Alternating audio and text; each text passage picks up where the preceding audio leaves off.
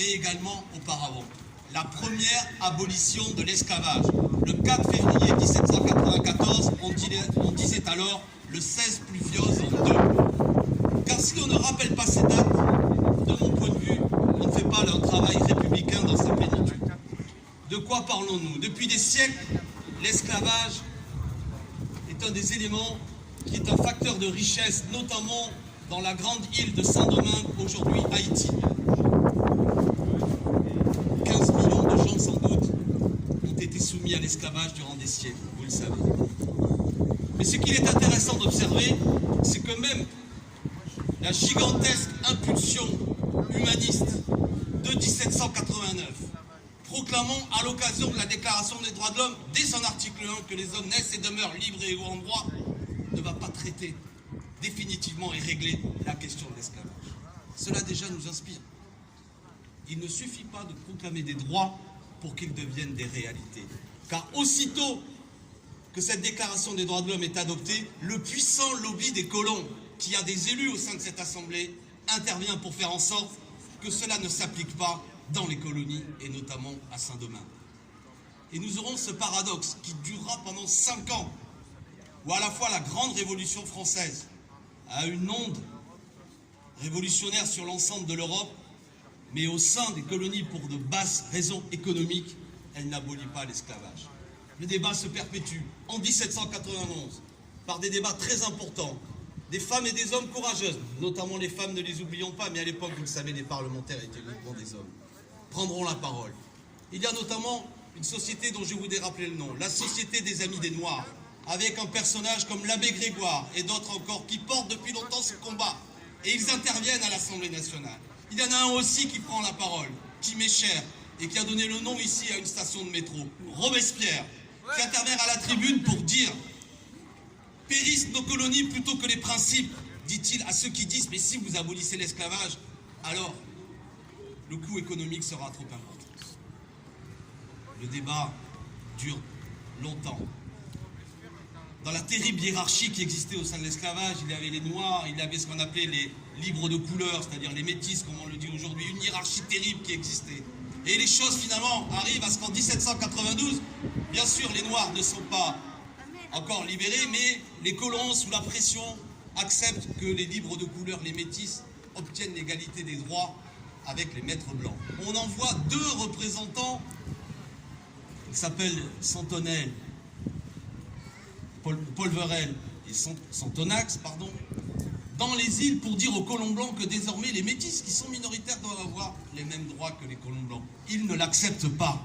Et se déroule alors une guerre, menée notamment par les esclaves qui se révoltent, afin de faire en sorte que déjà cette mesure incomplète s'applique et dans la dynamique de cette révolution, dans la révolution, mettent en place dès 1793 l'abolition de l'esclavage. Il y a eu une révolution dans la révolution. Et sur la base de cet événement grandiose, qui en août 1794, allant plus loin que la décision qui avait été prise alors par l'Assemblée nationale, l'abolition de l'esclavage est décrétée sur place, et l'on désigne 6 députés, dont 2 notamment anciens esclaves, Jean-Baptiste Mills et Jean-Baptiste Belay, pour la première fois anciens esclaves qui sont élus députés et qui vont aller se rendre à Paris pour annoncer la nouvelle que l'esclavage a été aboli.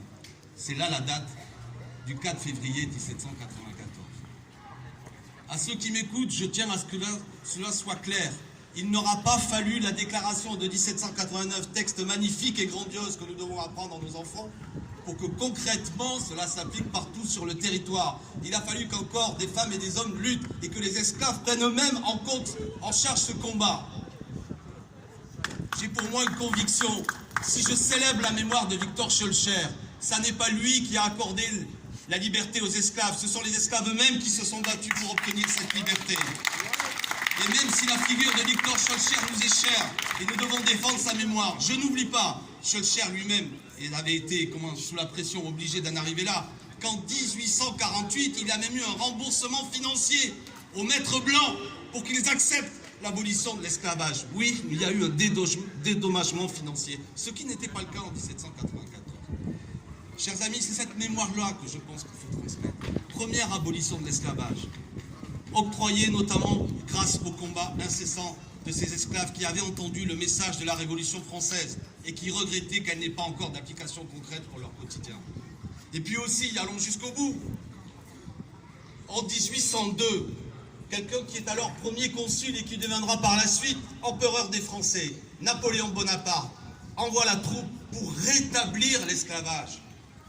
C'est pourquoi je suis de ceux, sans rien nier de l'histoire de France, en voulant, moi-même qui suis enseignant, évidemment que l'on doit enseigner l'importance qu'a eu Napoléon Bonaparte, mais de ne jamais oublier qu'il fut l'homme du rétablissement de l'esclavage. J'insiste, notamment aux plus jeunes, aucun droit n'est définitif.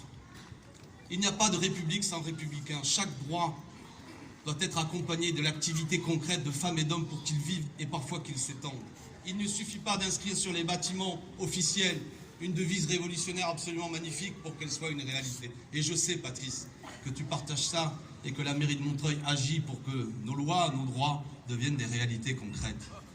Il me semble que si nous nous sommes réunis aujourd'hui, c'est pour dire cela. Nous connaissons cette histoire, nous la transmettons.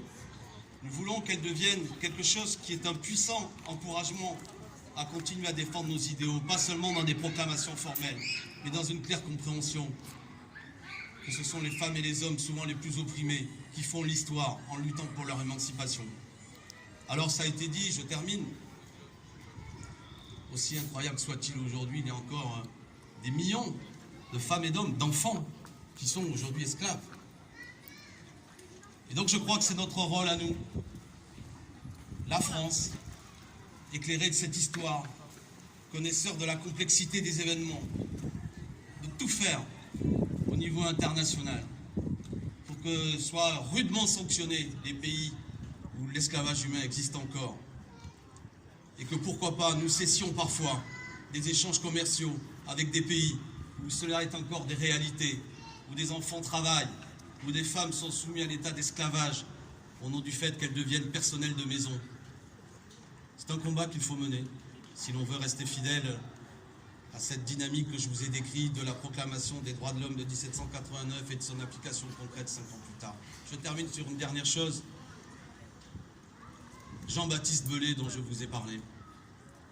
Jean-Baptiste Belay prendra la parole le 4 février 1794. Après notamment l'intervention de personnages magnifiques que j'adore, Georges Danton qui dira des choses très fortes, René Levasseur, ça vous dit peut-être rien, c'était un député de la Sarthe, il n'avait quasiment jamais vu d'esclave de sa vie, mais c'était un humaniste qui ne tolérait pas l'idée que quelqu'un puisse être réduit à l'esclavage. C'est lui le premier qui déposera la motion qui sera adoptée le 4 février 1794. Alors Jean-Baptiste Belay, il est représenté par un peintre qui s'appelle Claude Giraudet dans un tableau